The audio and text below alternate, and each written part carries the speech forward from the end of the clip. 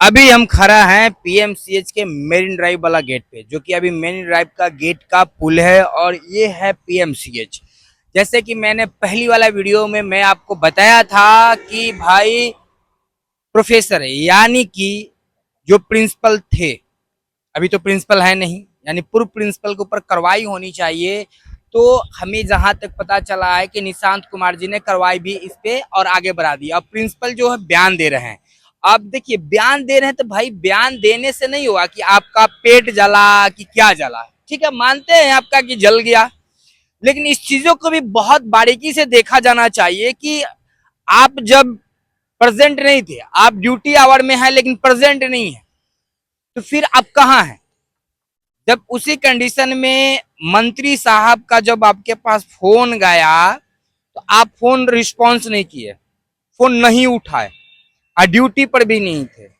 तो इससे क्या समझा जा सकता है कि आप जिस तरीका के अभी बिहेव कर रहे हैं, जब मंत्री का आप फोन नहीं उठा रहे हैं, तो आपसे क्या उम्मीद किया जा सकता है कि आम जनता को आप कॉल का क्या आपके सामने तक मिलेगा तो रिस्पॉन्स नहीं दे सकते हैं?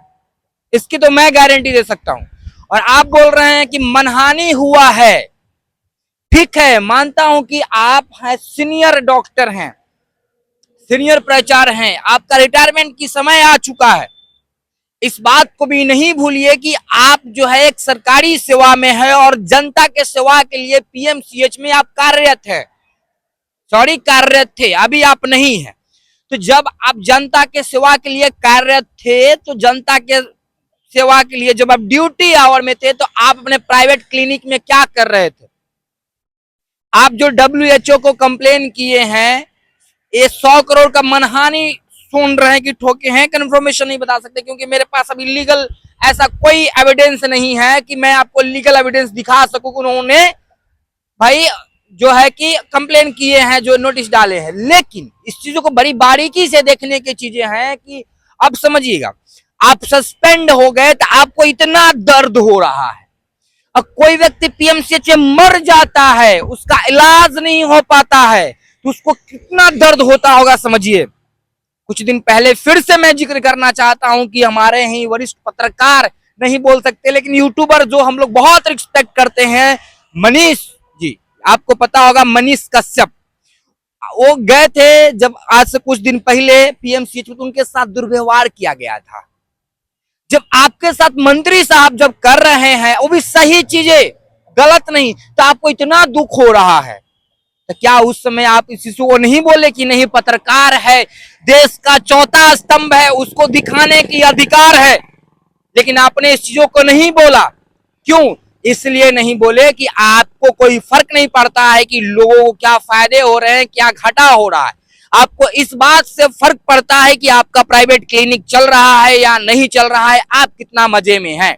आपका एक छोटा सा इंटरव्यू हमने देखा था कि आप उसमें बोले कि हमारा बेटा भी डॉक्टर है। चलिए बहुत अच्छी बात है, डॉक्टर है, होनी चाहिए, जितना अच्छा आगे बढ़िए। लेकिन ये तो नहीं ना है कि पूरा परिवार डॉक्टर है, आप कमा लिए लेकिन कोई इज्जत नहीं। किसका इज्जत? यानी पब्लिक का नहीं कर रहे। आप जिसमें प्रिंसिपल थे, क्या कंडीशन था? जब मंत्री जी गए तो आप कहाँ गए थे? कॉल का क्यों नहीं रिस्पॉन्स? जब आप गए छुट्टी लिए तो क्या विभाग को आपने एप्लीकेशन डाला था? हमें जहां तक पता है कि नहीं डाले थे। क्या आपको डिपार्टमेंट के लोगों को पता था? नहीं पता था, अभी तक का रिपोर्ट के हिसाब से नहीं पता था। तो फिर कैसे ट्रस्ट करे, कैसे विश्वास करे कि आप इंफॉर्मेशन देकर गए हैं? हो सकता है कि ये आप पकड़ा गए हो, इस चीजों को आप बोल रहे हैं, लेकिन ये भी तो हो सकता है महीना में 2 बार 3 बार आप ऐसे ही रहते होंगे, 5 बार, कोई फर्क नहीं पड़ता, आराम से जाते होंगे प्राइवेट क्लिनिक में, मजा लेते होंगे। प्राइवेट क्लिनिक पे आपका जो फी होगा, फी लेके जो भी मरीज होगा, जो भी पेशेंट होगा, उसको आप देख रहे होंगे।